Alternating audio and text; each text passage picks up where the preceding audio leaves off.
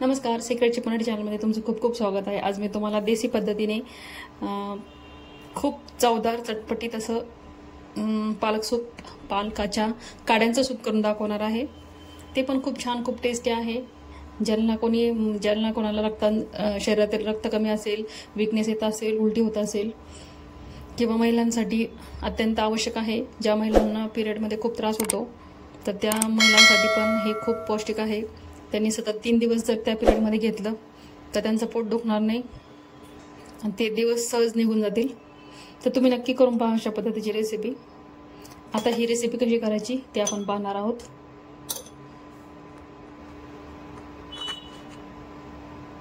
नमस्कार, सिक्रेटची पुणेरी चॅनलमध्ये तुमचं खूप खूप स्वागत आहे। आज मी तुम्हाला खूप छान पद्धतीनं पालकाच्या ज्या कवळ्या काड्या असतात त्यांचं सूप करून दाखवणार आहे। हे पहा, हे गावरान पालक आहे। गावरान पालक कसा ओळखायचा तर ह्याच्या काड्या लाल ज्या असतात याच्यावरून असं ओळखायचं की हा गावरान आहे। आणि जे बाकीचं जे दुसरं असतं हायब्रिड तर ते पूर्ण हिरवगार असं असतं, त्याच्यात हिरवं हायब्रिड नाही आहे, सगळं गावरानच आहे। हे तर घेतेवेळेस कधी पण असं लाल दांडीचंच पालक घ्यायचं आहे। आता हे पहा, मी पालकचे पाने एकीकडे काढून ठेवले आणि हे पालकाच्या काड्या बाजूला काढून ठेवलेल्या आहेत। हे एकदम कवळ्या काड्या आहेत। ह्या जवळपास 2 जुडीच्या काड्या आहेत ह्या। त्यासाठी मी एक टोमॅटो घेतलेला आहे आणि ह्या कोथिंबीरीच्या काड्या आहेत। आता मी तुम्हाला खूप छान पद्धतीने, खूप चवदार आणि खूप पौष्टिक, शरीरासाठी खूप उपयुक्त असं असणारं पालक सूप करून दाखवणार आहे। त्यासाठी मी हे सगळं घेतलेलं आहे। आपल्याला हा पालक लागणार नाही आहे, फक्त पालकाच्या दांड्याच लागणार आहेत। त्यासाठी पहा, मी थोडीशी कोथिंबीर घेतलेली आहे, 2 हिरवी मिरची घेतलेली आहे, 7-8 लसणाच्या पाकळ्या घेतल्यात, 1 पिंच अद्रक घेतली आणि 1 लिंबू घेतलेला आहे। आता आपण पालक सूप करायला सुरुवात करणार आहोत। हे जनरली देसी आहे सूप, त्याच्यामुळे हे देसी स्टाईलनेच होणार आहे। तर तुम्ही पाहू शकता पुढची प्रोसेस। त्याआधी सर्वात आधी मी एक शेगडीवर एक कढई ठेवलेली आहे। ती कढई चांगली तापली की आपण त्याच्यामध्ये थोडंसं बटर टाकून देणार आहोत।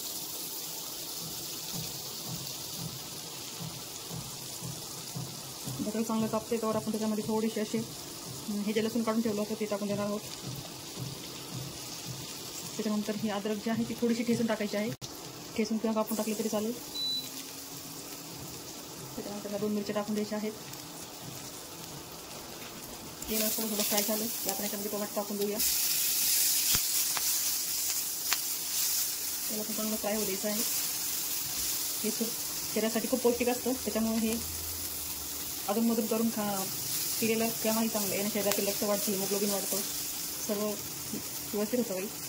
आता ह्याच्या काड्या आहेत आपल्या पालकाच्या, त्या आपण याच्यात टाकून द्यायच्या आहेत। आपण एकदा फ्राय करून घेऊया। आता थोडं बंद केलेली आहे, मी शेगडीची फ्लेम बंद करून काड्या थोड्याशा अशा फ्राय करून घेत आहोत आपण। त्यानंतर आपण याच्यामध्ये अगदी 2 अशा दालचिनी टाकून देणार आहोत। त्याच्यानंतर अगदी थोडीशी अशी दालचिनी आणि 1 तेजपत्ता टाकून देणार आहोत। त्यानं फ्लेवर खूप छान येईल।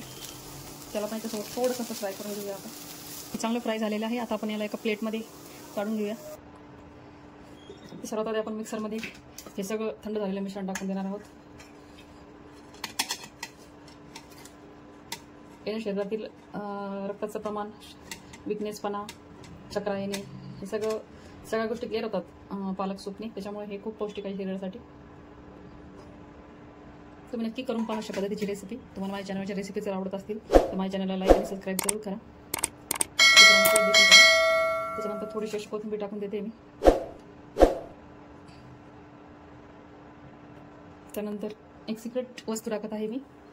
आपल्या देसी सूपला देसी स्वाद येण्यासाठी आपण थोडंसं डाळीचं पीठ टाकत आहोत, अर्धा चमचा बेसन पीठ।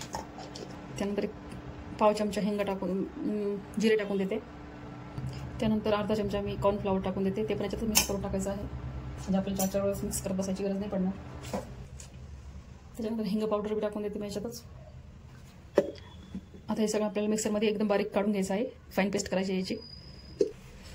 हे कांद्याच्या पातचे जे समोरचे पांढरा भाग होता तो पण मी कापून टाकलेला आहे, तो बी याच्यात टाकून देत आहे। आता हे सगळं आपण मिक्सरमध्ये बारीक काढून घेऊया। तर हे पहा, मिक्सरमध्ये आपण किती मस्तपैकी एकदम बारीक केलेलं आहे। तुमच्याकडून जर बारीक झालं नाही तर तुम्ही चाळणीमधून त्याला गाळू पण शकता।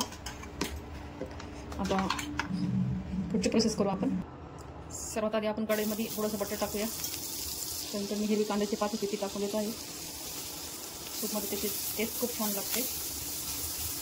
याला किंचित असं फ्राय होऊ द्यायचं जेणेकरून त्याचा स्मेल निघून जाईल। त्याच फोडणीमध्ये आपल्याला हे सूप टाकून द्यायचं आहे. गरजेनुसार पाणी टाकून द्यायचं आहे. ह्याच्यात वरतून थोडासा असं लिंबू अर्धा कापून टाकायचं आहे. त्यानंतर चवीनुसार मीठ टाकूया. त्यानंतर पाव चमचा हिंग पावडर टाकू. त्याला मस्तपैकी हलवून घेऊया.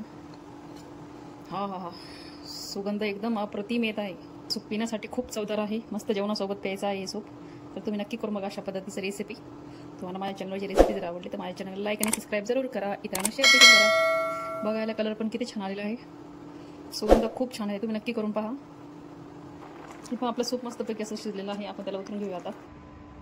हे पहा आपलं सूप किती छान झालेलं आहे. एकदम मस्त चवदार, टेस्टी, चटपटीत, एकदम देसी स्वाद आहे याला.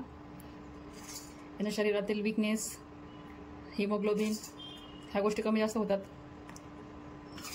हिमोग्लोबिन वाढतं, विकनेस कमी होतो. अशा पद्धतीची रेसिपी, अशा पद्धतीचं सूप. ज्याला कोणाला जर घरामध्ये विकनेस येत असेल किंवा कोणाला पिरियडमध्ये त्रास होत असेल तर त्या पिरियडच्या काळामध्ये हे जर सूप दिलं तर हे सूप त्या व्यक्तीसाठी खूप चवदार आहे, पौष्टिक आहे. त्या व्यक्तीला त्रासही होणार नाही आहे.